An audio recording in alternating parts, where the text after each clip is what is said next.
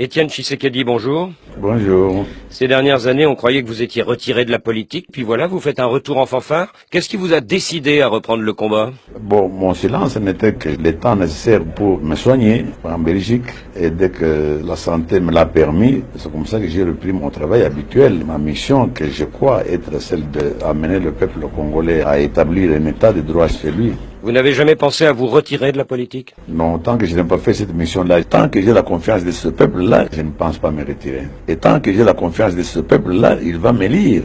Alors vous êtes très critique avec le président Kabila, vous dites qu'il a tout raté, mais il y a l'école primaire gratuite, il y a les investisseurs chinois tout de même, non? Mais les investisseurs chinois, ce n'est pas Kabila qui les a fait, ce sont les Chinois qui sont venus. Oui, mais ça fait venir de l'argent, ça fait construire des routes. Non, mais quand vous dites que c'est de l'argent, tout le monde au Congo est convaincu que l'argent qu'on donne ne va pas dans ce que vous appelez construction des routes ou des ponts, faire tout ce qui est intérêt national. Donc il y a la corruption, c'est ça? Ah oui, elle est à une échelle jamais vue dans le monde, dans l'histoire de l'humanité.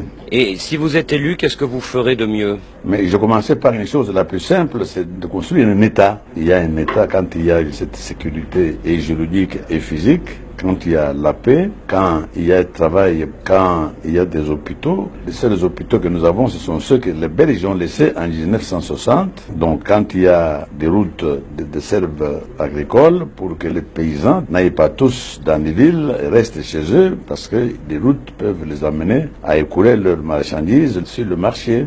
Mais la corruption que vous dénoncez, elle existe depuis l'époque Mobutu. Est-ce qu'elle n'est pas rentrée dans la culture de beaucoup de Congolais? Est-ce que vraiment vous pourrez la combattre? Non, pas du tout. Quand j'étais élu Premier ministre, dès le jour même, tous ceux qui avaient les biens de l'État ont rendu les biens de l'État à l'État. C'est pour vous dire que quand l'exemple vient d'en haut, les gens suivent. Mais quand la corruption commence d'en haut, alors comment voulez-vous qu'elle puisse ne pas avoir lieu? Parce que justement, les poissons commencent par pourrir par la tête. Alors ces derniers mois, il y a eu du grabuge au sein de l'UDPS. Vous avez même dû exclure plusieurs de vos camarades. Est-ce que le parti est toujours au bord de la scission après le congrès? Non, non, pas du tout. C'était une sorte de guerre de succession parce que tout le monde supposait que j'allais rentrer dans un cercueil et j'étais mort. Donc maintenant qu'ils m'ont vu en bonne santé rentrer et reprendre les choses en main, donc tout est rentré dans l'ordre, il n'y a aucun problème. Et vous pensez déjà à celui qui vous succédera dans quelques années? Non, ça, la démocratie s'en occupera. Certains disent que vous pensez à votre fils, Félix. Mais pas nécessairement. C'est un garçon qui a toujours aimé la politique.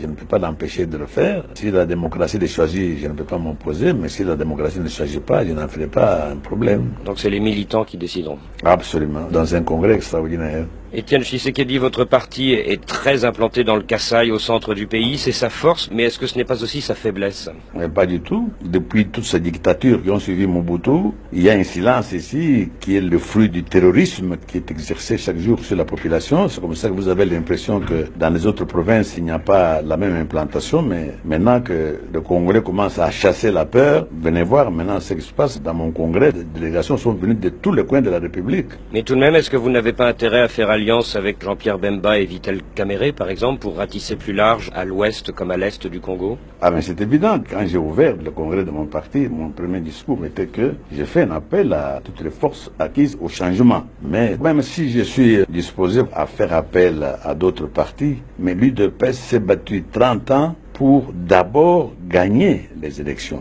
Je vais le faire avec les autres amis dans des plateformes à convenir, mais c'est d'abord sur l'UDPS que je compte. Il ne faut pas que je vous donne l'impression que si je ne me rallie pas avec les autres, je n'aurai pas à gagner. Pas du tout, c'est le contraire. Je fais confiance dans mon parti qui est connu par notre peuple comme étant le seul parti qui a lutté longtemps pour l'intérêt de ce peuple-là. Je sais que l'union fait la force, mais ce n'est pas une nécessité pour moi. C'est-à-dire que votre objectif, c'est une victoire dès le premier tour, mais si ça ne suffit pas, une alliance en vue du deuxième tour. Avec les autres, voilà, c'est surtout à ce niveau-là.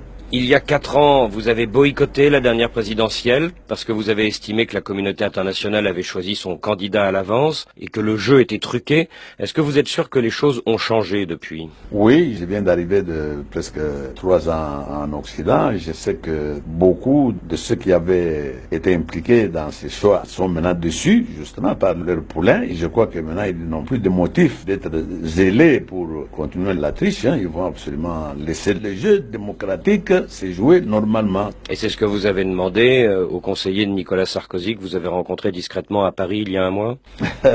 Oui, oui. D'accord, même si vous n'étiez pas là, d'accord, on peut dire que c'est ça. Et est-ce que les Français font partie des gens qui, à votre avis, ont été déçus par Joseph Kabila? Ça, je ne me pas voir aller plus loin que ça. Étienne Tshisekedi, vous êtes un nationaliste ombrageux. Il y a 10 ou 20 ans, vous auriez sans doute refusé cette rencontre à l'Élysée. Est-ce que le Tshisekedi d'aujourd'hui a changé? Oui, d'abord, Tshisekedi a changé parce que d'abord, il faut être réaliste. Nous sommes dans l'ère de mondialisation. On a besoin de tout le monde pour notre développement. Donc, c'est évident que le Tshisekedi d'hier n'est pas celui d'aujourd'hui. Étienne Tshisekedi, merci.